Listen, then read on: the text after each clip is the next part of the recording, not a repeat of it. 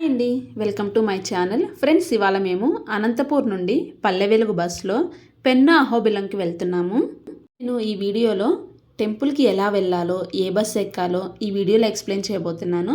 ముందుగా మన ఛానల్ని కొత్తగా చూసే వాళ్ళు ఉంటే ప్లీజ్ సబ్స్క్రైబ్ చేసుకోండి. అనంతపురం నుండి పెన్నా అహోబిలంకి నెంబర్ ఆఫ్ బస్సెస్ అవైలబుల్గా ఉన్నాయి. మనం ఉరవకొండ బస్ కానీ బళ్ళారి బస్ కానీ ఎక్కితే అవి డైరెక్ట్గా టెంపుల్ దగ్గరికి తీసుకెళ్తాయి ఫ్రెండ్స్. మేమైతే ఉరవకొండ బస్సు ఎక్కాము. ఇది డైరెక్ట్గా అహోబిలం మీదగానే వెళ్తుందంట. మీరు కూడా వెళ్ళాలి అనుకుంటే ఉరవకొండ పల్లె వెలుగు బస్సు ఎక్కండి. అనంతపూర్ నుంచి పెన్నా అహోబిలంకి బస్ టికెట్ వచ్చేసరికి 60 రూపీస్. మాకు లేడీస్కి ఫ్రీ కాబట్టి మాకు స్త్రీ శక్తి అని ఫ్రీ బస్ టికెట్ ఇచ్చారు. మీరు కూడా రీసెంట్గా ఫ్రీ జర్నీ చేసినట్లయితే మీ జర్నీ ఎలా ఉందో కామెంట్ సెక్షన్లో కామెంట్ చేయండి. నేను first time free bus journey చేస్తున్నాను. రష్ అయితే చాలామంది ఉంటారనుకున్నాను, కానీ ప్రీవియస్ ఎలా బస్సులో ఉండేవాళ్ళో ఇప్పుడు కూడా అలానే ఉన్నారు. ప్రాబ్లం అయితే ఏం లేదు. అనంతపూర్ నుండి పెన్నా అహోబిలంకి 40 కిలోమీటర్స్ డిస్టెన్స్ ఉంటుంది. మేము 10కి స్టార్ట్ అయ్యాము. టెంపుల్ దగ్గరికి 1 అవర్లో రీచ్ అవుతాము. అంటే 11 కల్లా మేము రీచ్ అవుతాము.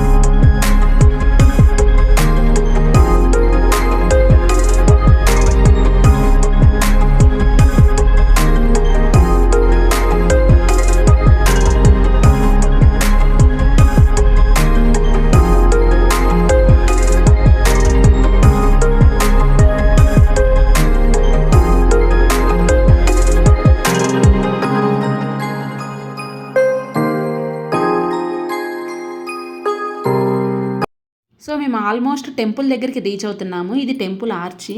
మనకి టెంపుల్ దగ్గరికి వెళ్తూ ఉండగానే ఎంట్రన్స్లోనే ఇక్కడ చూడండి, నరసింహస్వామి ఉగ్రస్తంభం నుంచి బయటకు వస్తున్నట్టుగా వ్యూ ఉంది. ఇక్కడ నుంచి మనకి ఒక 1 కిలోమీటర్లో మనకి టెంపుల్ కనిపిస్తుంది.